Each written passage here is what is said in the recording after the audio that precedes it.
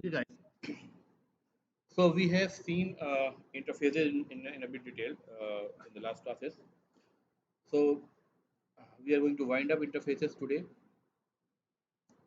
Before we wind up, let me cover a few things. Say, for example, uh, I'm just using this method. ठीक है? Visible है सबको ये size बड़ी करे. Visible है. देखिए क्लास है मैथ. ठीक है?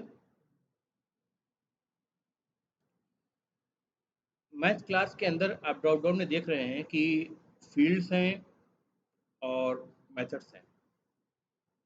करेक्ट? आईडी में कैसे आप आइडेंटिफाई करेंगे कौन सी फील्ड है कौन सा मेथड है?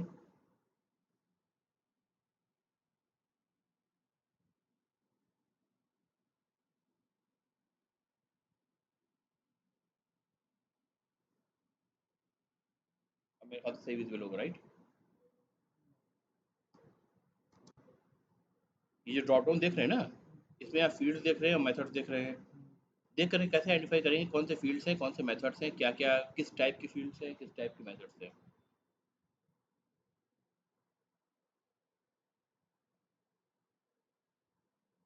अच्छा, ये क्लास किस पैकेज के अंदर है?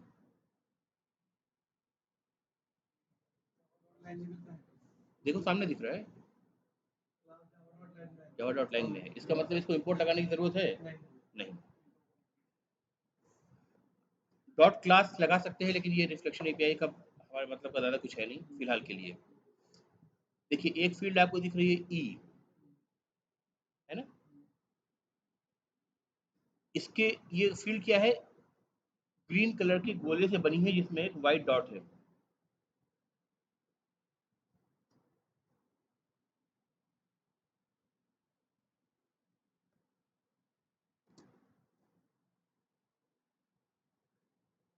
समझ में आ रही है अब?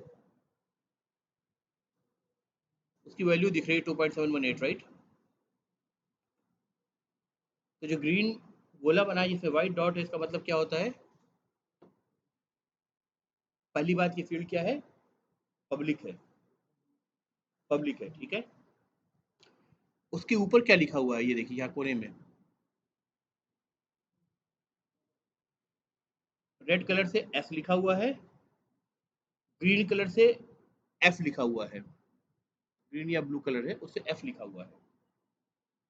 तो इसका मतलब ये एक पब्लिक फील्ड है जो कि स्टैटिक डिफाइंड है और फाइनल डिफाइंड है. यानी इस फील्ड ई जो जहाँ डिफाइन की हो गई, ये फील्ड कैसी है? डबल है. तो डबल ई लिखा होगा, उसके पैसे पब्लिक स्टैटिक फाइनल लगा होगा. ठीक है? ठीक है. मतलब आप इंटरफेस से ही देख के आप समझ रहे हैं सब कुछ, आपको अभी की को इसकी इसके कोड में जाने की जरूरत नहीं है. ठीक है? आपको समझ में आ रहा है जावा डॉट लैंग की क्लास है तो अभी इंपोर्ट लगाने की जरूरत नहीं है. इसमें ये फील्ड है जो पब्लिक स्टैटिक फाइनल है, वैल्यू इसकी ये डिफाइंड है.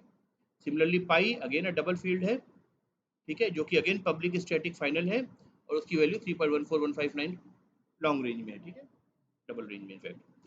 समथिंग टी ए यू है, I don't know what it is. The value of pi, अच्छा the value of pi is one half of that of the tau. In other words the tau is a double of pi. तो this is a double of pi.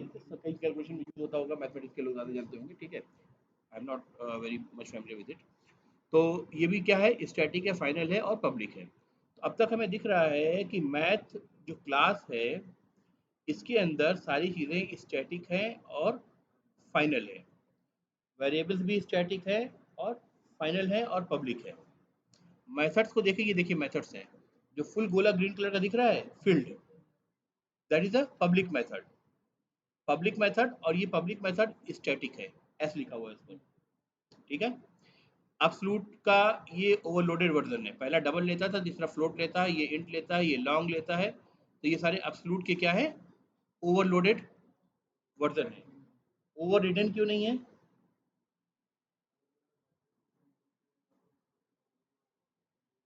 Parameter change हो रहे हैं, एक ही class के अंदर defined है, parameter change हो रहे हैं. जरूरी नहीं कि एक ही क्लास के अंदर डिफाइंड हो तभी ओवरलोडेड कहेंगे. ठीक है. एक क्लास से इनहेरिटेड मेथड जो है उसको अगर सब क्लास के अंदर उसको डिफरेंट पैरामीटर से उसी नाम से डिक्लेयर करेंगे तो भी ओवरलोडिंग हो जाएगी, राइट। सिग्नेचर सेम नहीं होती है, सिग्नेचर में आपका रिटर्न टाइप भी आ जाता है। अगर सिग्नेचर एग्जैक्टली सेम है विदाउट एनी चेंजेस और वो पेरेंट क्लास से चाइल्ड क्लास में उसकी उसको दोबारा से रीडिक्लेरेशन कर रखा गया हो, तो हम बोलेंगे ओवरराइड हो रही है, यानी प्रीवियस डिफिनेशन जो ऊपर से आ रही है उसको हम चेंज कर रहे हैं, ठीक है। यहाँ चेंज नहीं हो रही है, सेम क्लास के अंदर, फिलहाल सेम क्लास के अंदर एक ही नाम से मेथड्स, 4 मेथड अलग अलग डिक्लेयर्ड हैं और सबके पैरामीटर डिफरेंट हैं, यानी सिग्नेचर डिफरेंट हो गई। सिग्नेचर में पैरामीटर की बात कर रहा हूँ मैं, रिटर्न टाइप की बात नहीं कर रहा हूँ। आपको पिछली क्लास में दिखा चुका हूँ कि वो लोडिंग में रिटर्न टाइप का कोई रोल नहीं होता है, ठीक है। तो आपके पैरामीटर्स के आइदर टाइप डिफरेंट होंगे और नंबर डिफरेंट होंगे, और अगर टाइप और नंबर दोनों सेम है लेकिन अगर सीक्वेंस भी डिफरेंट है, जैसे एक इंट फ्लोट सेम नाम से है और दूसरे नीचे मेथड हम सेम नाम से फ्लोट इंट कर दे, सीक्वेंस डिफरेंट हो जाए तो भी ओवरलोडिंग होगी वो। ये सारी चीज़ें हम देख चुके हैं पिछली क्लासेस में। अब वीडियो अगर दोबारा से सुनेंगे तो आपको ये सारी चीज़ें मिल जाएंगी, ठीक है। तो ये जो सारे मेथड है देखिए, चाहे जितने भी ओवरलोडेड मेथड हो, अब ये एबीएस एक्सैक्ट जो है ये ओवरलोडेड नहीं है, नाम चेंज हो गया, राइट, ठीक है। इसके नीचे देखिए एबीएस एग्जैक्ट के कुछ ओवरलोडेड मेथड आपको दो दिख रहे हैं, फिर ए कॉस, एड एग्जैक्ट, और इस तरह के बहुत सारे मेथड आपको दिख रहे हैं, A10 A10 2 सील, इस तरह के बहुत सारे मेथड आपको दिख रहे हैं। लेकिन आप एक चीज़ का कॉमन है इन सब में कि ये सारे पब्लिक है और स्टैटिक है, सारे मेथड पब्लिक है और स्टैटिक है। लॉग वगैरह के मेथड हैं, मैक्स मिन के मेथड होंगे आपके, ठीक है। देखिए सारे पब्लिक है और स्टैटिक है, राउंड है, साइन है, there are so many things, right. And as the name indicates math, तो ये सारे जो मेथड्स हैं वो किस लिए, मैथमेटिकल कंप्यूटेशन के लिए मौजूद है। So this is a utility class, this is a utility class provided by java.lang package for us to do any kind of mathematical computation. हर लैंग्वेजेस में कुछ ना कुछ होता है, राइट, जिसमें आपको फार्मूले बेस्ड यूटिलिटी मेथड्स मिलते हैं कि आप उसमें पैरामीटर को पास करें और उस पैरामीटर्स के बिना पर आपको रिजल्ट मिल जाएंगे, right. Now my question is, if I want to open this class, I can just open and show you। ये देखिए ये मैथ क्लास है। फाइनल कीवर्ड अभी हमने ठीक से डिस्कस नहीं किया, राइट। तो क्लास को फाइनल क्यों करा है वो भी हम बाद में बताएंगे, ठीक है, अभी डिस्कस करेंगे। फाइनल क्लास हमने डिस्कस नहीं किया है, फाइनल किया है मेरे ख्याल से।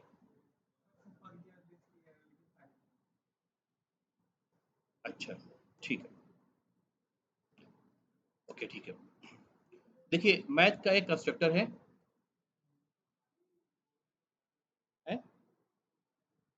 हाँ, खाली छोड़ने का फ़ायदा नहीं होता है। वजह ये है कि ये जो कंस्ट्रक्टर है आपका, अगर हम इसको ना भी लिखते तो भी यहाँ डिफ़ॉल्ट कंस्ट्रक्टर जनरेट होता, वो भी यही होता, वो भी यही होता। सो कंस्ट्रक्टर को सिर्फ छोड़ा नहीं गया बल्कि इसको प्राइवेट भी लिखा गया है। जो जनरेट होता है वो पब्लिक होता है ना, वो पब्लिक होता। तो हम पब्लिक कंस्ट्रक्टर नहीं छोड़ना चाह रहे हैं बल्कि यहाँ प्राइवेट हम इसको कर रहे हैं। यूज़ क्या है, अभी आप इसका यूज़ देख लीजिए। किसी भी क्लास में हम चलते हैं जिसमें, अच्छा, लेट मी से ये कौन से प्रोजेक्ट के अंदर है, कैलकुलेटर के अंदर है, राइट, कैलकुलेटर। अच्छा, डेमो एमसीए के अंदर है, डेमो एमसीए के अंदर है। ये कैलकुलेटर डॉट जावा है, राइट। इसके इसके बजाय हम क्या करते हैं, जो test exam main test calculator है नहीं है,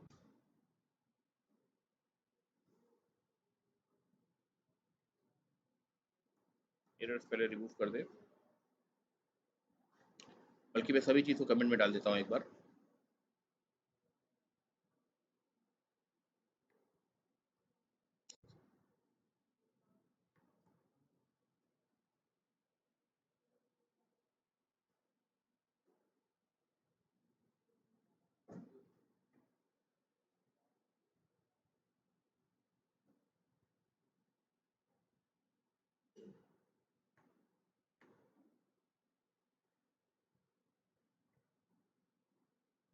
ठीक है, मेन अब खाली है, इसके अंदर जो कुछ था सब मैंने क्या करा, कमेंट में डाल दिया, ठीक है। अब मेन में हम इसको यूज़ करना चाहेंगे। क्लास का नाम क्या था, math. Math M object variable है, उसका ऑब्जेक्ट बनाने की कोशिश कर रहे हैं, इज इक्वल टू न्यू, कैसे बनाए? हाँ, मैथ कंस्ट्रक्टर लिखना पड़ेगा, राइट? कंस्ट्रक्टर कौन सा लिखेंगे? मैथ क्लास के अंदर देखिए कई कंस्ट्रक्टर हैं, एक ही दिख रहा है ना, और कोई कंस्ट्रक्टर है क्या?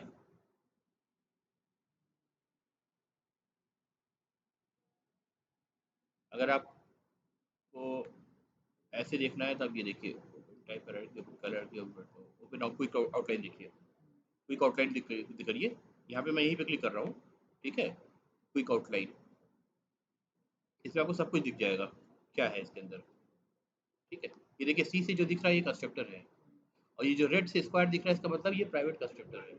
नाम क्या है? मैथ है, same as the name of the class, capital M से, और मेथड की बॉडी बनी रखी है, बाकी वेरिएबल्स और मेथड सब आपको यही दिख जाएंगे, ठीक है। तो क्विक आउटलाइन जो होती है इस काम के लिए होती है, ठीक है, कैस क्लियर है? तो इसमें एक ही कंस्ट्रक्टर है जो कि प्राइवेट है, और नो और कंस्ट्रक्टर है, जो कि डिफॉल्ट कंस्ट्रक्टर अगर हम बनाते तो ऐसे ही बनता, बस पब्लिक बनता है ना। अब हम जो टेस्ट कैलकुलेटर में हम हैं, यहाँ पे अगर हम ये कोशिश करें, क्या होगा? The constructor math is not visible, मतलब प्राइवेट है इसलिए विजिबल नहीं है। दूसरी क्लास में आप उसको कंस्ट्रक्टर को एक्सेस करें, जैसे मेथड प्राइवेट होता है, और दूसरी क्लास के अंदर आप जा करके, यानी उस क्लास की स्कोप से बाहर निकल के आप उसके मेथड को कॉल करना चाहें, एक्सेस करना चाहें, तो आप नहीं एक्सेस कर सकते प्राइवेट होने की वजह से। उसकी स्कोप जो होती है सिर्फ मेथड की बॉडी, क्लास की बॉडी तक रहती है। उसी तरह कंस्ट्रक्टर है, कंस्ट्रक्टर प्राइवेट है तो उसका स्कोप भी जो है क्लास की बॉडी के अंदर है, तो उसको दोबारा से लिख करके एम्प्टी इसलिए छोड़ा गया क्योंकि उसको प्रोवाइड तो डिफॉल्ट बिहेवियर ही करना था, लेकिन उसको पब्लिक नहीं रहने देना चाहता था। अगर उसको प्राइवेट कंस्ट्रक्टर न बनाते, एम्प्टी कंस्ट्रक्टर, नो और एम्प्टी कंस्ट्रक्टर, तो क्या होता कि वो पब्लिक बनता, और तब हम उसका ऑब्जेक्ट बना पाते। तो यहाँ हम यूजर को रिस्ट्रिक्ट करना चाह रहे हैं कि इस क्लास का यूजर अगर ऑब्जेक्ट बनाना चाहे तो भी ना बना पाए, कंट्रोल करना चाह रहे हैं ऑब्जेक्ट क्रिएशन को, ठीक है, ऑब्जेक्ट क्रिएशन को हम कंट्रोल करना चाह रहे हैं। तो that is why a constructor has got all visibility specifier allowed, private, protected, default and public, ठीक है। जिस लेवल की आप विजिबिलिटी कंट्रोल लगाना चाहें लगा सकते हैं, और सबसे रिस्ट्रिक्टेड आप जब प्राइवेट लगाते हैं तो उसका मतलब आप उस कंस्ट्रक्टर को यूज करके किसी को भी उस क्लास का इंस्टेंस यानी ऑब्जेक्ट बनाने के लिए परमिशन नहीं दे रहे हैं। क्लियर हो गया?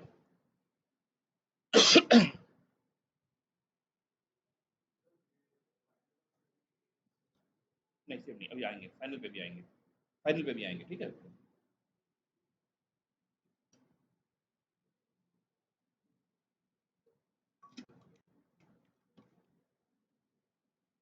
तो मैथ क्लास में एक बार क्लियर हो गई आपकी, जो कंस्ट्रक्टर का डाउट था वो क्लियर हो गया, राइट? एक नई चीज भी सीख ली हमने कि कंस्ट्रक्टर को अगर हम प्राइवेट करते हैं तो क्यों करते हैं, है ना।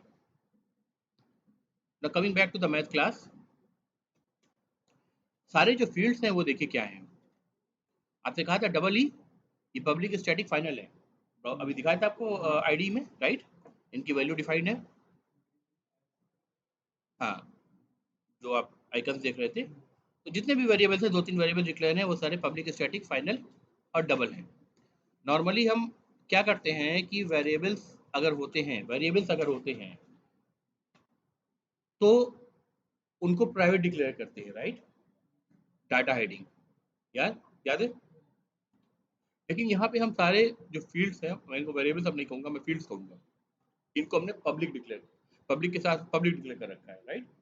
साथ में स्टैटिक का फाइनल भी है, ठीक है। अभी हम समझेंगे क्यों, ठीक है। इसको एक तरह से पार करके क्वेश्चन रखिए, ये आपके दिमाग में चलना चाहिए कि ये वेरिएबल्स हमने, या जावा के लोगों ने जो कोड करके हमको दिया ये क्लास, इसे पब्लिक क्यों डिक्लेयर कर रखा है, प्राइवेट क्यों नहीं बनाया, राइट?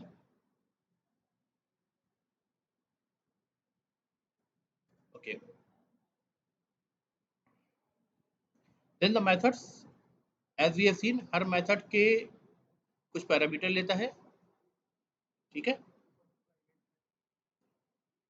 क्या मेथड?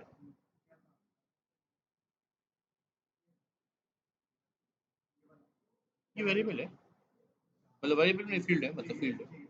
अच्छा, फील्ड का एक बार कन्वेंशन देख लो। रेडियंस टू डिग्री, ये कैसे लिखा गया है? क्या ये कैमल केस फॉलो कर रहा है? नहीं कर रहा है। All caps and if there are multiple words then every word is separated by a underscore. ये कन्वेंशन याद रखना, ठीक है? ये शायद प्राइवेट होगा, इसको आप कह रहे होंगे ना। ये पर्टिकुलर फील्ड को प्राइवेट करा गया है, बाकी सारी पब्लिक है, ठीक है? ये भी देखिए, ये भी डिग्रीज टू रेडियंस है, रेडियंस टू डिग्रीज है, ये सारी प्राइवेट कर रखी है इन्होंने, ठीक है? लेकिन स्टैटिक फाइनल है। और कन्वेंशन इसका जो आप देख रहे हैं, वही सेम कन्वेंशन पब्लिक वाले में भी चल रहा है। TAU सिंगल वर्ड है तो सारे कैप्स, अगर एक से ज्यादा वर्ड होते तो अंडरस्कोर से सेपरेटेड होते, ठीक है? ये एक थोड़ा नया कन्वेंशन आप देख रहे हैं, राइट? करेक्ट, कैमल केस नहीं है ये। कैमल केस वेरिएबल्स और मेथड्स के लिए होती है। एक हिंट यहाँ पे दे रहा हूँ, इसका मतलब ये वेरिएबल नहीं है, ये वेरिएबल नहीं है। अभी समझ में आ जाएगा क्यों हम कह रहे हैं ऐसा। वेरिएबल होता है तो कैमल केस हम फॉलो करते हैं। आपको शुरू से बता रखा है कि वेरिएबल और मेथड्स का या फंक्शंस का जो कन्वेंशन होता है वो क्या होता है, कैमल केस होता है। ये वेरिएबल नहीं है, राइट? क्लास भी नहीं है। क्लास का कन्वेंशन क्या होता है, क्लास या इंटरफेस का कन्वेंशन क्या होता है? फर्स्ट वर्ड कैपिटल में होता है और हर कनेक्टिंग वर्ड जो होगा उसका फर्स्ट लेटर कैपिटल होगा, राइट? यानी एक एक अलग ही कन्वेंशन है। तो ना ये वेरिएबल है, ना क्लास या इंटरफेस के स्कोप में है। तो कन्वेंशन जो है वो स्ट्रिक्टली फॉलोड है, और वो जावा भी वाले वाली भी फॉलो करेंगे, हमें भी जब कोड करना है हमें फॉलो करना है स्ट्रिक्टली, ठीक है? हाँ, ये कांस्टेंट है, ये कांस्टेंट है। वाई अभी हम देखेंगे, ठीक है? इसको मैं फील्ड कह रहा हूँ, वेरिएबल इसलिए नहीं कह रहा हूँ क्योंकि ये एक्चुअली वेरिएबल का मतलब क्या होता है, हर वो फील्ड जिसकी वैल्यू चेंज हो सकती है, आप चेंज कर सकते हैं इसको, ठीक है? Int x is equal to 7, अगली लाइन में कहेंगे x इज इक्वल टू 10, तो वेरिएबल की वैल्यू चेंज कर रहे हैं आप x की। लेकिन ये जो फील्ड्स हैं, दीज आर कॉन्स्टेंट्स, ठीक है? इनकी वैल्यू हम चेंज नहीं कर सकते। कई सारे लैंग्वेजेस में CONST करके भी कीवर्ड होता है, राइट? ठीक है? उनकी जगह फर्क इतना है, हम यहाँ फाइनल यूज कर रहे हैं। हाँ, फाइनल यूज कर रहे हैं, ठीक है? इसको कांस्टेंट बनाने के लिए हम क्या यूज कर रहे हैं, फाइनल यूज कर रहे हैं। तो हमेशा जब भी कोई कांस्टेंट बनाएंगे तो उसका कन्वेंशन यही होगा जो आप देख रहे हैं। अगर सिंगल वर्ड है तो वो वर्ड पूरा का पूरा कैपिटल लेटर में होगा। अगर एक से ज्यादा वर्ड है तो कुछ इस तरह का आपको दिखेगा, डिग्रीज टू रेडियन और रेडियंस टू डिग्रीज जैसे लिखा हुआ है, अंडर स्कोर से सेपरेटेड होगा और कैप में होगा, और ठीक है? तो आप अगर आउटलाइन देखें तो आप उसमें ही समझ जाएंगे कौन कौन सी चीजें क्या क्या है, करेक्ट? तो सारे फील्ड्स स्टैटिक फाइनल हैं, सारे मेथड स्टैटिक हैं, ठीक है? सारे मेथड्स पब्लिक है नॉर्मली। अगर कोई प्राइवेट मेथड आप देखेंगे तो इसका मतलब वो किसी और पब्लिक मेथड के अंदर से कॉल हो रहा है। और अगर आप यहाँ पे प्राइवेट फील्ड देख रहे हैं तो इसका मतलब किसी मेथड के अंदर से वो अंदर उसकी वैल्यू यूज हो रही है, डायरेक्टली आपको यूज करने के लिए अवेलेबल नहीं है। क्योंकि पब्लिक का मतलब होता है आप डॉट ऑपरेटर लगा करके आप यूज कर सकते हैं, राइट? तो पब्लिक और प्राइवेट क्यों है ये समझ में आ गया। फील्ड्स वो कांस्टेंट जो जो क्लास के नाम के साथ हम directly as a constant value use करना चाहें, जैसे पाई की वैल्यू हो गई, एक्सपोनेंशियल की वैल्यू हो गई, उनको पब्लिक भी बनाया है। स्टैटिक इसलिए बनाया है ताकि वो क्लास के नाम के साथ डॉट ऑपरेटर लगा सके और डायरेक्टली यूज कर सके। ऑब्जेक्ट तो हम बना नहीं सकते, इस क्लास का कंस्ट्रक्टर हमने देखा प्राइवेट है, तो ऑब्जेक्ट हम बना नहीं सकते हैं, ठीक है? तो जब हम ऑब्जेक्ट नहीं बना सकते तो क्लास के नाम के साथ ही यूज करना यही एक वैलिड सिंटेक्स बनता है, ठीक है? अदरवाइज किसी भी स्टैटिक मेथड के लिए या फील्ड के लिए जो एक और वैलिड सिंटेक्स ये भी होता है कि आप उसका ऑब्जेक्ट बना करके उसकी फील्ड्स और मेथड्स को एक्सेस कर सके। लेकिन वो प्राइवेट कंस्ट्रक्टर बनाने की वजह से हमने उसको रिस्ट्रिक्ट कर दिया है, ठीक है? क्लियर है ना? तो अगर फील्ड्स पब्लिक है तो इसका मतलब उसको आप क्लास के नाम के साथ एज अ कांस्टेंट वैल्यू किसी भी क्लास के अंदर से यूज कर सकते हैं। और अगर प्राइवेट है इसका मतलब किसी न किसी उसी क्लास के मैथ क्लास के किसी न किसी मेथड में वो यूज हो रहा है, आप डायरेक्टली उनको एक्सेस करके उनकी वैल्यू फेच नहीं कर सकते हैं, है ना? या सिर्फ फेच की बात हो रही है, चेंज की बात नहीं हो रही। चेंज तो आप फाइनल कांस्टेंट है तो ऐसे भी नहीं कर सकते। हेलो?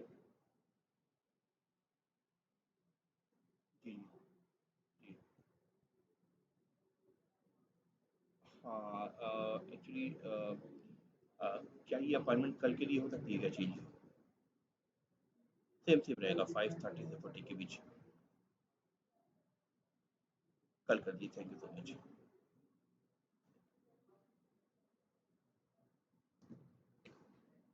गैस क्लियर है?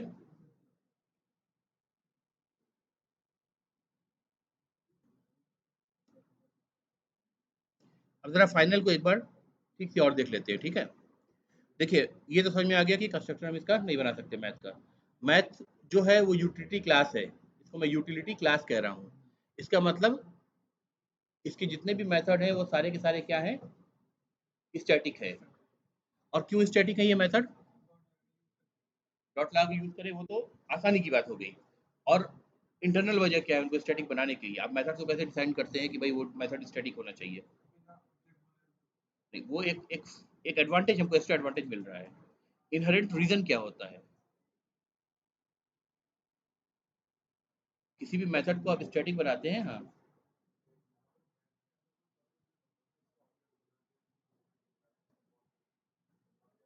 अगर मान लीजिए कंस्ट्रक्टर प्राइवेट नहीं होता, तो भी क्या उसका ऑब्जेक्ट बनाने का पर्पस बन रहा होता? नहीं बन रहा होता, क्योंकि उसमें कोई फील्ड्स है ही नहीं। मतलब फील्ड्स का मतलब मेथड वेरिएबल्स नहीं है जो जो हीप में जाएंगे। हाँ, कांस्टेंट है, ये कांस्टेंट का कोई मसला नहीं है। कांस्टेंट की वैल्यू चेंज नहीं होती है, राइट? और कांस्टेंट को भी हमने स्टैटिक बना रखा है, राइट? नॉन स्टैटिक कांस्टेंट नहीं है, कांस्टेंट सारे स्टैटिक है, राइट? गैस क्लियर है? तो इसका मतलब क्या हुआ कि जितने भी मैथ्स के अंदर मेथड्स हैं जो आपने देखा है, अगर उन मेथड्स को आप एक बार देखें क्विक आउटलाइन में जाकर के, ये देखिए ये कोई वैल्यू ले रहे हैं, है ना कोई वैल्यू पैरामीटर ले रहे हैं अपने अंदर। और उसकी वैल्यू जैसे सील करना है तो डबल की वैल्यू को आपने पास किया, तो 7.59 अगर है तो उसे सील करके, से फॉर एग्जांपल, सील का मतलब क्या था, ऊपर वाला होता है ना, 8 रिटर्न कर देगा, ठीक है? तो जो वैल्यू मिल रही है उसी के ऊपर काम कर रहा है, क्योंकि इसको इंस्टेंस वेरिएबल की जरूरत नहीं है। तो जो मेथड्स किसी इंस्टेंट वेरिएबल पे डिपेंड नहीं होते हैं, सेल्फ सफिशिएंट होते हैं, उनको हम सेल्फ सफिशिएंट यूटिलिटी रूटीन्स कहते हैं, राइट? मैंने बताया था। तो जब कोई फील्ड वेरिएबल्स पे कोई डिपेंडेंसी ही नहीं है, इनफैक्ट वेरिएबल्स है ही नहीं इसके अंदर, उनका ऑब्जेक्ट हम बनाएंगे क्यों? और जब ऑब्जेक्ट नहीं बनाएंगे तो उनको एक्सेस करने का तरीका सिर्फ एक ही हो सकता है कि हम उसको स्टैटिक रखें, है ना? ताकि हमारी मेमोरी वेस्ट ना हो, सीपीयू साइकिल वेस्ट ना हो। तो इस क्लास के जितने भी मेथड्स हैं उनको स्टैटिक डिक्लेयर करने का पहला जो फॉरमोस्ट पर्पस है वो ये है कि वो वेरिएबल्स पे डिपेंड नहीं करते हैं जो कि हीप में जगह लेंगे। और चूंकि वो हीप में जगह नहीं लेंगे इसलिए उनका ऑब्जेक्ट बनाने की जरूरत नहीं है। क्लियर है? यस, ठीक है। So if you see any method, even in a class where you can combine a static method with a non-static method, if you see any method which is a utility method that just takes some parameter values and it returns, does the computation and returns the value, then you make that particular method as a static method. यही deciding criteria होगा। उसके बिना पे जो आपको advantage मिल रहा है कि आप क्लास के साथ उसको यूज कर सकते हैं, या ऑब्जेक्ट बना के आपको यूज करना है, वो एक डिफरेंट स्टोरी है। वो आपको एडेड एडवांटेज मिल रहा है स्टैटिक मेथड के साथ कि आप डायरेक्टली बिना ऑब्जेक्ट बनाए क्लास के नाम के साथ आप डॉट ऑपरेटर लगा के यूज कर सकते हैं, क्योंकि यहाँ पे आपको ऑब्जेक्ट बनाने की जरूरत नहीं है। सिंटैक्टिकली आप उसका ऑब्जेक्ट बना के भी यूज कर सकते हैं अगर कंस्ट्रक्टर को प्राइवेट डिक्लेयर न किया गया हो, जैसे यहाँ पे कर दिया गया है, ठीक है? तो अगर कोई क्लास है जिसके अंदर स्टैटिक मेथड भी है, नॉन स्टैटिक मेथड भी है, तो वहाँ पे कंस्ट्रक्टर को कभी आप प्राइवेट डिक्लेयर नहीं करेंगे, क्योंकि जो नॉन स्टैटिक मेथड्स हैं उनको एक्सेस करने के लिए आपको क्या जरूरत पड़ेगी? आपको ऑब्जेक्ट की फिर जरूरत पड़ेगी, ठीक है? इसीलिए दोनों सिंटेक्स अलाउ रखा है कि आप ऑब्जेक्ट बना के भी आप स्टैटिक मेथड्स और फील्ड को एक्सेस कर सकते हैं, और क्लास के नाम के साथ भी डॉट ऑपरेटर लगा के एक्सेस कर सकते हैं, ठीक है? पिछले क्लास में मैंने दिखाया भी है इसको, ठीक है? फिर दोबारा से कोड लिख के नहीं दिखा रहा हूँ, पिछले क्लास में हमने इसको देखा हुआ है जब हम स्टैटिक मेथड्स की बात कर रहे थे, ठीक है? तो दोनों सिंटेक्स हमने देख रखा है। आइडिया क्लियर हो रहा है ना? तो जब आप लैंग्वेज डेवलपर्स के पर्सपेक्टिव से चीज़ों को समझेंगे ना, तो कोड देखते ही आप समझ जाएंगे कि कोड में क्या हो रहा है, क्या इशू है, ठीक है? जो एग्जाम्स वगैरह में अक्सर पूछे जाते हैं, राइट? तो ये बात क्लियर होगी कि सारे मेथड स्टैटिक क्यों बनाए गए हैं इस क्लास के अंदर, राइट। अब एक बार फाइनल का मतलब ठीक से देख लेते हैं डिटेल में, ठीक है।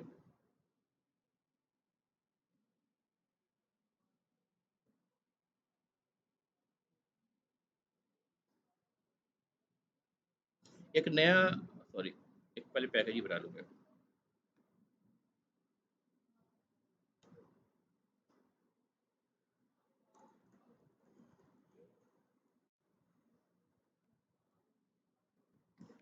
फाइनल डेमो, ठीक है।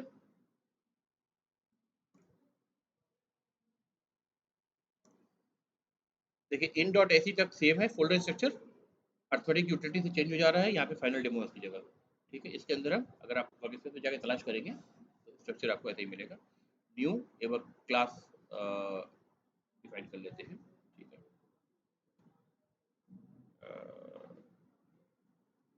फाइनल डेमो,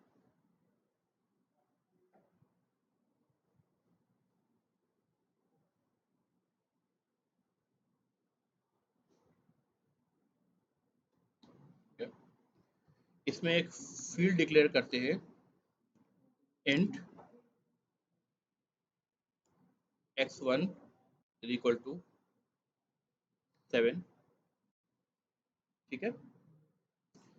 फिर डिक्लेयर करेंगे final int x2 is equal to 8, fine. अब एक मेथड बना लें, public void test final, correct. x1 is equal to 11, value change हो गई। x2 is equal to 9, error मिल रही है कंपाइलेशन में, ठीक है। क्या एरर मिल रही है? The final field final demo dot x2 can not be assigned, that means assigned a new value, ठीक है। So final, if you declare a field as a final, that means it becomes a constant. And the name final literally means it's final. Now you cannot make any changes to it. When you say it's final, you cannot make any changes to a particular field, then you mean you cannot make any changes to the value of the final field. That's how it becomes a constant. ठीक है। तो अगर किसी field को आपने final कर दिया, simply उसका मतलब ये है कि अगले किसी भी कोड में, चाहे इस क्लास के अंदर हो और अगर वो पब्लिक हो, तो किसी भी क्लास से फिर ऐसे कर सकते हैं, राइट। फिर किसी भी क्लास से ऐसे कर सकते हैं।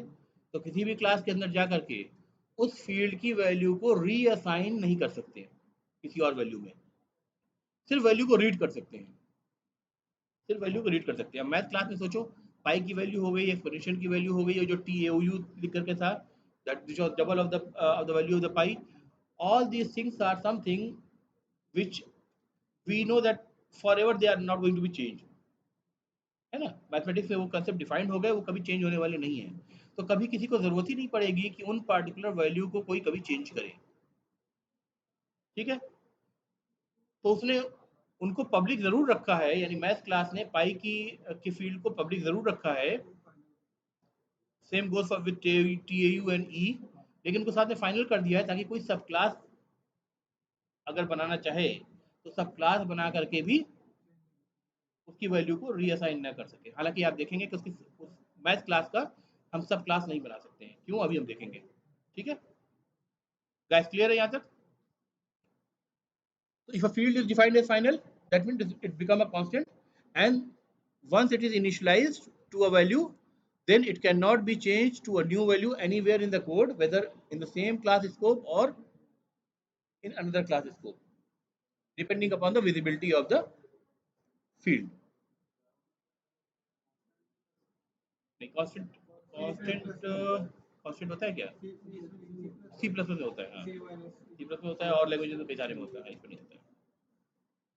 हाँ, मैंने अब यहाँ पे जो इसका कन्वेंशन जो है वो फॉलो नहीं किया, क्या करना चाहिए था मुझे बताइए। x1 तो ऐसे ही रहेगा, ये कैसे रहेगा, राइट। और अगर हम ऐसे लिखते हैं x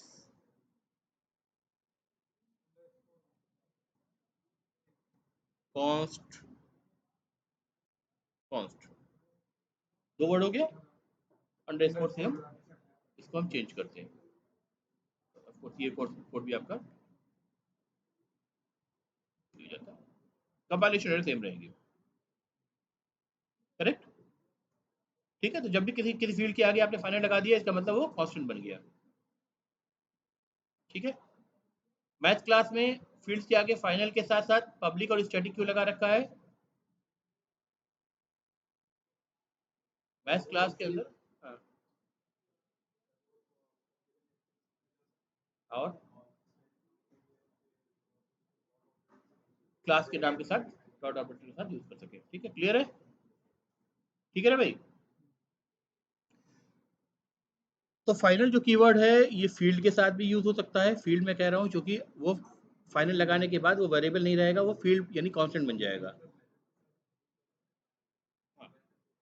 फाइनल को मेथड के साथ भी यूज कर सकते हैं और फाइनल को क्लास के साथ भी यूज कर सकते हैं, यानी मेथड के पहले भी, डिक्लेरेशन के पहले भी लगा सकते हैं और क्लास डिक्लेरेशन के साथ भी इसके पहले लगा सकते हैं, क्लास कीवर्ड से पहले लगा सकते हैं। ठीक है, अभी वो भी देखते हैं क्या होता है। ठीक है, ये चीज क्लियर होगी ना? तो ये चीज यहाँ पे हम कमेंट कर देते हैं, कंपाइलेशन एरर। ठीक है, ये नहीं हो सकती। ठीक है, now test final is a method, correct. Let's से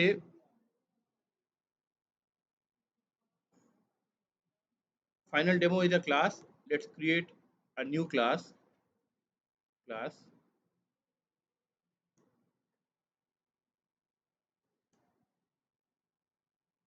child final demo। नाम समझ में आ रहा है? सब टाइप है, सब टाइप बनाना चाह रहे हैं हम, यानी demo class, final demo class का चाइल्ड क्लास बनाना चाह रहे हैं। तो ये एक्सटेंड किसको करेगा?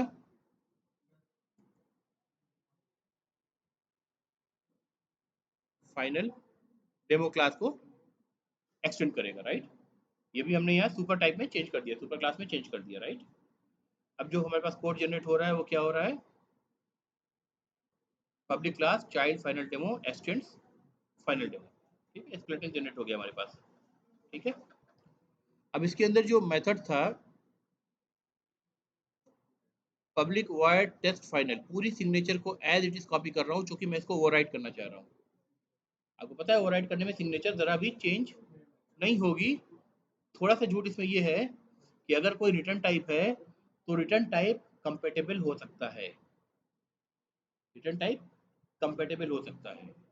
कंपेटेबल का मतलब है कि अगर रिटर्न टाइप, मान लीजिए जैसे अगर अगर हम रिटर्न टाइप कोई क्लास का ऑब्जेक्ट आप रिटर्न करना चाहते हैं, तो उस क्लास के नाम को रिटर्न टाइप में लगाएंगे तो उसका सब क्लास भी हो सकता है क्योंकि इजर रिलेशनशिप सेटिस्फाई हो रहा है, राइट। तो वो कंपेटेबिलिटी हो सकती है रिटर्न टाइप में, अदरवाइज सिग्नेचर चेंज नहीं होगी। ठीक है, एक चीज और भी है जो एक्सेप्शन के पॉइंट ऑफ व्यू से है, तो अभी जो एक्सेप्शन हमने पढ़ा नहीं है तो इसलिए हम उसको भी डिस्कस नहीं कर रहे हैं। ठीक है, क्लियर है? सेम सिग्नेचर हम कॉपी कर रहे हैं चाइल्ड फाइनल में, कंट्रोल वी,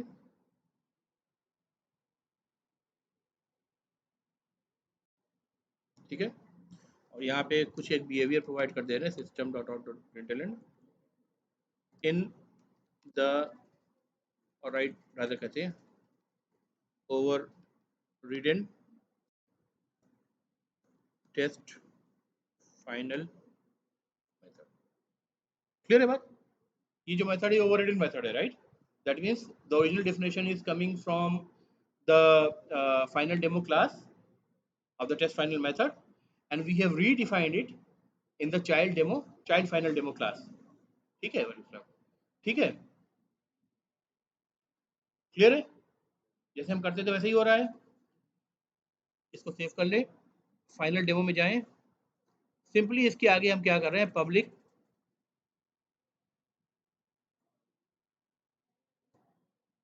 फाइनल लगा दें, पब्लिक फाइनल। जैसे ही सेव करेंगे वहां पे देखिए क्या हो रहा है, यहाँ पे कंपाइलेशन एरर आनी शुरू होगी, can not override the final method from final demo. इसका मतलब अगर किसी मेथड को आपने फाइनल कर दिया है तो वो जो डिफिनेशन यानी बॉडी में जो आपने डिफिनेशन दे रखी है, that definition is the final definition. और डिफिनेशन मेथड डिफिनेशन को चेंज करने का तरीका क्या है? सब क्लास को उसको ओवरराइड करके चेंज कर दें। Now that definition can not be change. It means in simple terms, a method declared final in one class cannot be overridden in the subclasses। ठीक है, लेकिन लिटरल मीनिंग फाइनल की वही रहेगी, कैन नॉट बी चेंज। जब भी आप उसको रिलेट करके याद करना चाहें तो कहें कैन नॉट बी चेंज। ठीक है, क्लियर हो गई गाइस? सिंपल। ठीक है, तो दिस इज नॉट पॉसिबल।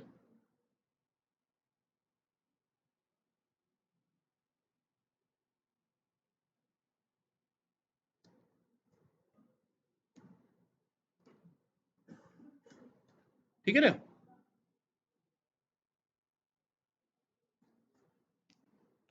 यहां तक क्लियर है भाई? Now let's go to the final demo class again. हमने देख लिया कि फील्ड में अगर फाइनल लगाएं तो क्या होता है, मेथड में फाइनल लगाएं तो क्या होता है, राइट? लेट्स से हम क्लास के आगे फाइनल लगा दे रहे हैं। ये चीज थी, पॉसिबिलिटी थी, फील्ड के आगे क्लास फाइनल लगाया, मेथड के आगे फाइनल लगाया और क्लास के आगे फाइनल लगाया। You right. ये देखो, अब ये एरर शिफ्ट होके कहाँ आई है? ये वाली लाइन पे आ गई जहाँ public class child final demo extend आप कह रहे हैं ना, एक्सटेंड फाइनल डेमो। अब ये क्या कह रहा है? The type child final demo can not subclass the final class child demo. इसका मतलब क्या हो गया? किसी क्लास को आपने फाइनल कर दिया तो अब वो जो क्लास की डिफिनेशन है वो क्लास की बॉडी से स्पेसिफाई हो रही है, that definition can not be change. इसका मतलब क्या होगा? किसी क्लास की डिफिनेशन आप चेंज करेंगे तो कैसे करते हैं? उसको ओवरराइड करते हैं, चाहे उसकी उसकी उसके किसी भी फंक्शन को चेंज करना हो, कुछ भी करना हो तो उसको ओवरराइड करके चेंज करते हैं, सॉरी एक्सटेंड करके चेंज करते हैं, राइट? तो आप किसी क्लास को सिंपली अगर आपने फाइनल डिक्लेयर कर रखा है, that simply means that you can not extend that class. ठीक है, that class can not be extended any more. ठीक है, क्लियर है guys? So this is going to result into error. Violation error as अभी आपने देखा भी, अभी दिखा भी देता हूँ फिर से मैं। अभी दिखाता हूँ। Compilation error final demo is declared final। ये क्लियर हो गया ना? अभी मैथ क्लास को देखो,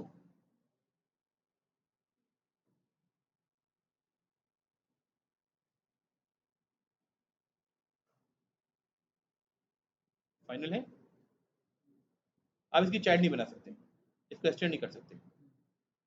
ठीक है, ऐसा ऐसा क्यों करा? ऐसा इसलिए करा, अच्छा देखिए कुछ इसमें दे रखा है क्या, इसके जो कमेंट्स होते हैं ना, जो जावा की लाइब्रेरीज के कमेंट्स होते हैं, उनके कोड को भी पढ़े और कमेंट को पढ़े, बहुत कुछ सिखा देगी। कब कब चेंजेस हुए, क्यों हुए, इसमें देखते हैं कुछ अगर दिया है कि नहीं दिया है।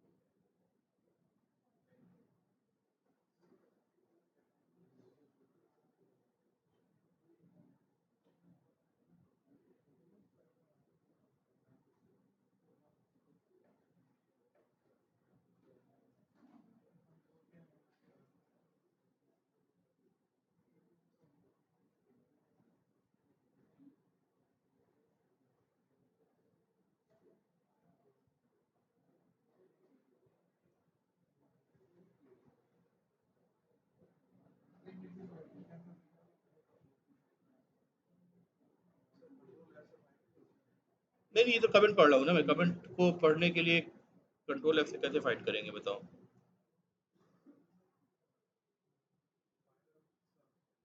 वो तो जितने मेथड फाइनल है सब दिखा लगेगा।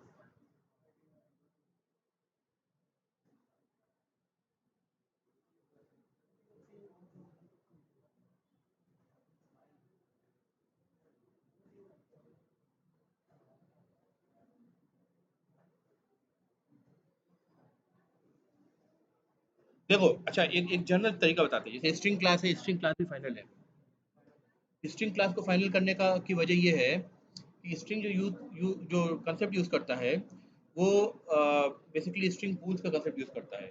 स्ट्रिंग पूल्स हम डिस्कस कर चुके हैं, right? String pools, constant string pools नहीं करा है कभी? अच्छा यार, मुझे याद आ रहा मैंने किया है, उसका रिकॉर्डेड वीडियो में ना हो। String constant pool.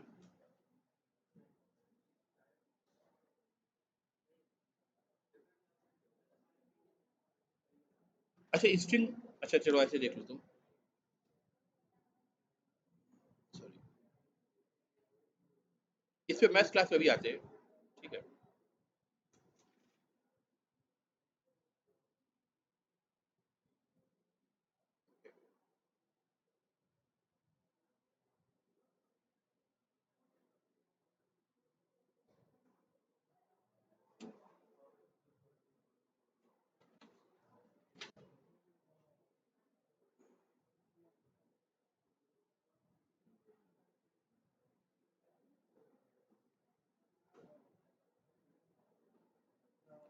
ये देखो, अगर मैं डिक्लेयर करूँ string S is equal to double quote S1 कर दे रहे हैं, हेलो वर्ल्ड, ठीक है?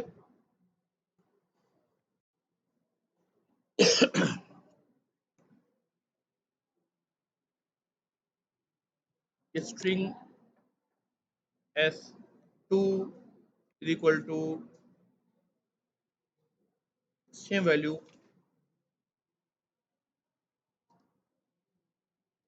Hello world. दो string with the same value हमने डिक्लेयर करा है, correct? String S3 is equal to new string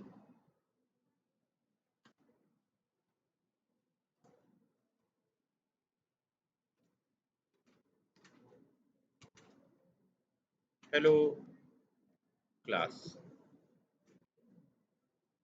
ठीक है? String S4 is equal to new string, same चीज, हेलो क्लास, ठीक है? इस कोड को देखिए।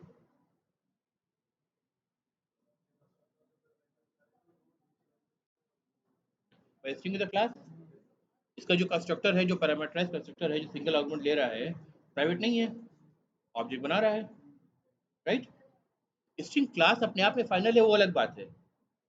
स्ट्रिंग क्लास फाइनल है, लेकिन कंस्ट्रक्टर प्राइवेट नहीं है। यानी स्ट्रिंग क्लास को हम सब क्लास नहीं कर सकते, नई क्लास स्ट्रिंग क्लास से नहीं बना सकते सब क्लास करके। कंस्ट्रक्टर प्राइवेट नहीं है, तभी तो हम यहाँ पे न्यू यूज कर पा रहे हैं। तो ये दोनों ही स्ट्रिंग का ऑब्जेक्ट बनाने का तरीका है। ये शॉर्ट हैंड नोटेशन है। बेसिकली इसमें हो क्या रहा है कि आपको पता है कि ऑपरेटर ओवरलोडिंग जो है वो जावा में अलाउड नहीं होती है, ठीक है? वाई? फॉर द डेवलपर्स मैं कह रहा हूँ, वाई नहीं पता? ऑपरेटर ओवरलोडिंग क्या होती है तो पता है ना? किसी भी ऑपरेटर को आप ओवरलोड करके, जैसे मेथड को नई मीनिंग दे सकते हैं, नया वर्क दे सकते हैं, वैसे उसको नया वर्क दे सकते हैं, ठीक है? अब that is quite confusing, because अगर कोई ऑपरेटर है, ठीक है, मान लो ग्रेटर देन ऑपरेटर है, तो ग्रेटर देन ऑपरेटर का मतलब आप क्या समझते हो कि एक वैल्यू दूसरी वैल्यू से बड़ी है, आप ये चेक करने की कोशिश कर रहे हो। उसकी वैल्यू आपने दे दी ऐड करना, दो स्ट्रिंग को ओवरलोड करके कर सकते हो आप। तो जो जो लॉजिकल मीनिंग उसकी जो यूनिवर्सल ट्रुथ के तरह से बन रही है, वो चीज आप वॉयलेट कर सकते हो, ठीक है? तो वो जब तक आदमी जाके कोड ना पढ़े तब तक उसको समझ में नहीं आएगा, है ना? तो इसका मतलब वो बग बग इंड्यूस करने की एक तरीका बन गया कि आदमी उसको कुछ समझेगा, कुछ कोड लिखेगा, और जब रन करेगा तो आउटपुट कुछ आएगा, राइट? जावा ने क्लीन करा इसको, कहा कि फालतू चीजें हटाओ इसको, ठीक है? तो अब इसमें क्या है कि आप ओवरलोड नहीं कर सकते ऑपरेटर को। लेकिन अगर खुद जावा के डेवलपर्स को ज़रूरत पड़ी है आपके काम को आसान बनाने के लिए, तो उन्होंने कहीं न कहीं ऑपरेटर्स को ओवरलोड ज़रूर करा है। That is a typical example. Equal to को असाइनमेंट के लिए ओवरलोड कर दिया है। सेम गोज़ विथ ऑल आपके जो है wrapper classes. Integer I is equal to 7 directly लिख सकते हैं आप। वहाँ पे क्या होगा? वो ऑब्जेक्ट ही बनेगा, क्योंकि वहाँ पे एक और प्रिंसिपल क्या लग रहा है?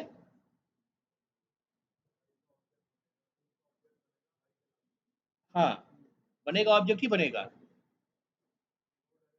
ऑटो बॉक्सिंग, ऑटो बॉक्सिंग पढ़ाया मैंने। आप हर चीज़ को नहीं कह रहे हो, पढ़ाया है यार। ऑटो बॉक्सिंग अनबॉक्सिंग नहीं पढ़ाया मैंने? पढ़ाया है। अरे यार, ये करके नहीं दिखाया था मैंने, देखो। Int x is equal to 9 है, इसको तुम integer x object is equal to अगर x डाल दो, तो x तो प्रिमिटिव वैल्यू है ना, वो बॉक्स होकर के तब तो ऑब्जेक्ट के अंदर जा रही है, तभी तो रैपर क्लासेस बन रहा है। तो ऑटोमेटिक बॉक्सिंग नहीं हो रही है। रिवर्स ठीक इसका जो होगा वो अनबॉक्सिंग होगी। अब लाइट आए तब आगे बढ़े।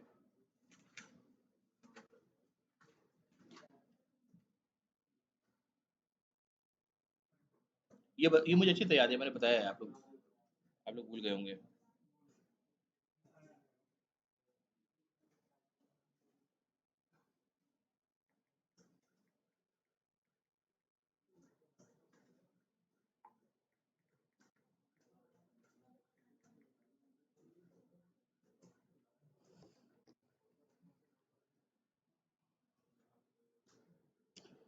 जब तक अटेंडेंस लें क्या?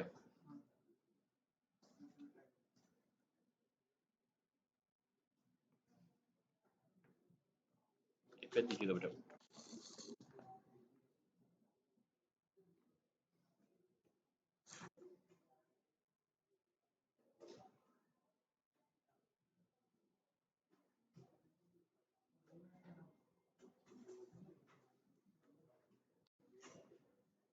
रोल नंबर 1,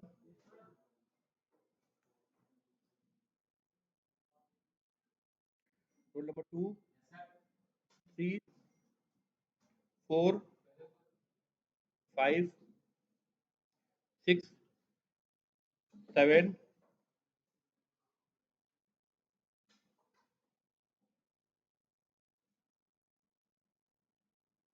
4 तक बोला है ना, प्रेजेंट है। 4 किसने बोला था? 4 कौन है? थर्ड है आपका। फिर से बताओ। 1 प्रेजेंट है, 2 प्रेजेंट है, 1, 3 प्रेजेंट है, 4 प्रेजेंट है। ओके, ठीक है। बीच में कोई भूल गया तो लगता है। 5 एब्सेंट, 6, 7, 8, 9, 10, 11,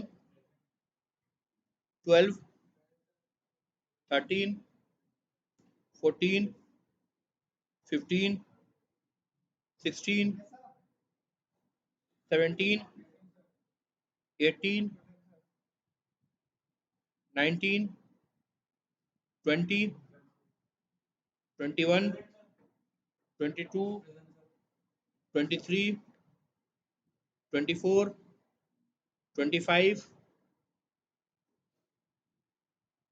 26, 27, 28, 29, 30, 31, 32, 31, 32, 33, 34, 34, 35, 36, 37, 38, 39, 40, 41, 42, 43, 44, 45, 46, 47, 48, 48, 49, 50, 51, 51, 52, 53, 54, 55, 56। आया नहीं है? अरे ऑन करना पड़ेगा बेटा एक बार को। जरा ऑन कर दिया बेटा। है 32।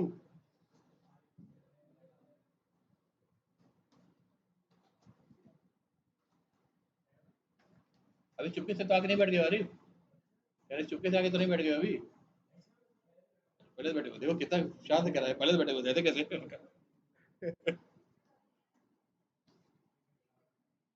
अभी पेन रो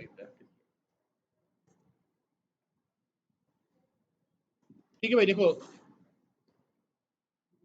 S1 S2 स्ट्रिंग क्लास के ऑब्जेक्ट बन रहे हैं जिनकी वैल्यू सेम है, हेलो वर्ल्ड। ठीक है। S3 S4 स्ट्रिंग क्लास के ऑब्जेक्ट बन रहे हैं जिनकी वैल्यू सेम है। बस दोनों के ऑब्जेक्ट्स बनाने का तरीका मैंने चेंज कर दिया है। ठीक है। दोनों केस में ऑब्जेक्ट ही बन रहा है, राइट। अब एक काम करते हैं, system dot out dot println S1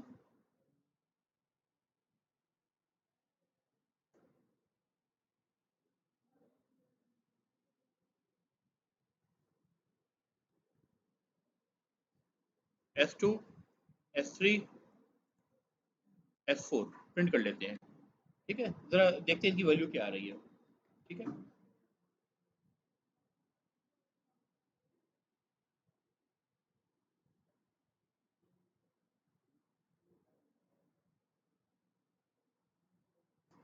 ओ,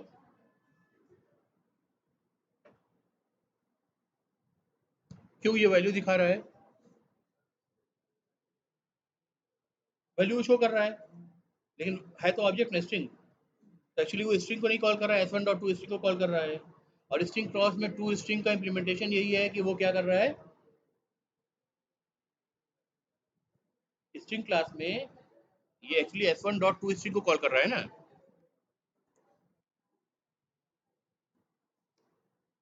इस मेथड को कॉल कर रहा है, राइट।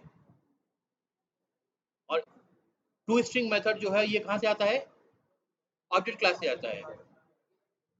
तो स्ट्रिंग क्लास के अंदर उसको ओवरराइड किया गया है, और ओवरराइड करके उसका स्ट्रिंग रिप्रेजेंटेशन प्रिंट करने के लिए, यानी जो अरे में जो कैरेक्टर को मेंटेन कर रहा है स्ट्रिंग क्लास का ऑब्जेक्ट, उसको प्रिंट कर रहा है बेसिकली। तो ये implementation to string class to string method में, ओवरराइडर मेथड में कर रखा है।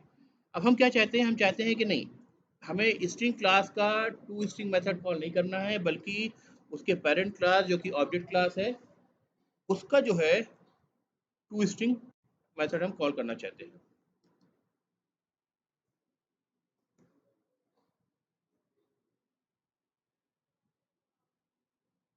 क्या मसला हो रहा है?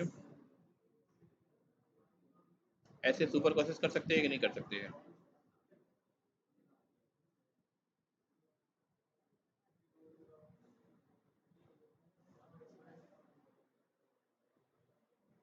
एक मिनट, जरा इस पे जाके देखना पड़ेगा, रुक जाओ।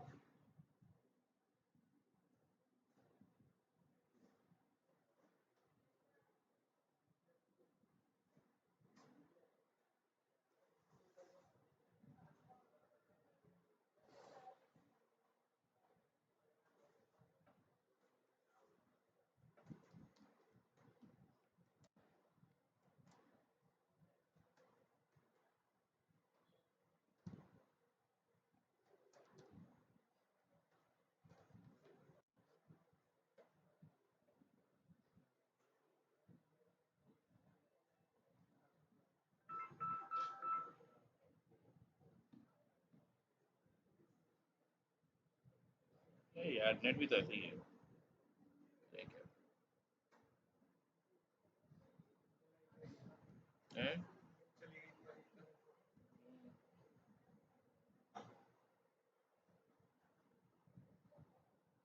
कैसे होता है ये?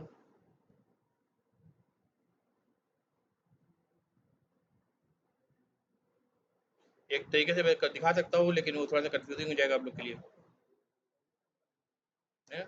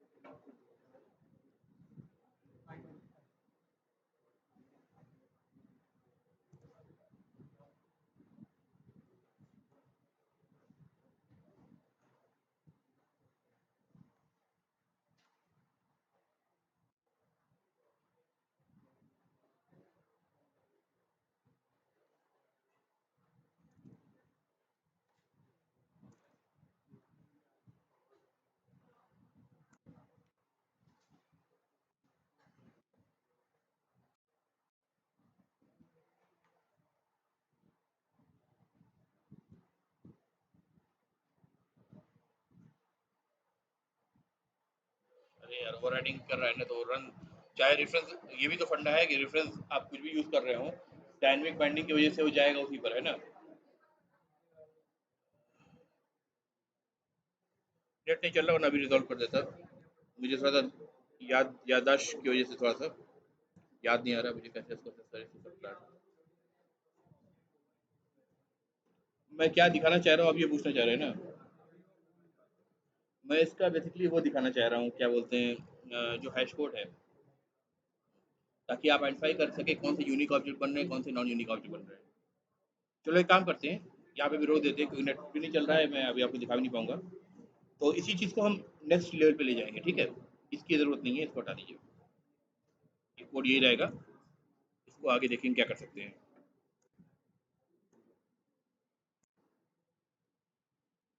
ठीक है, यहीं पर रोकते हैं, ठीक है, अभी टाइम भी हो गया है।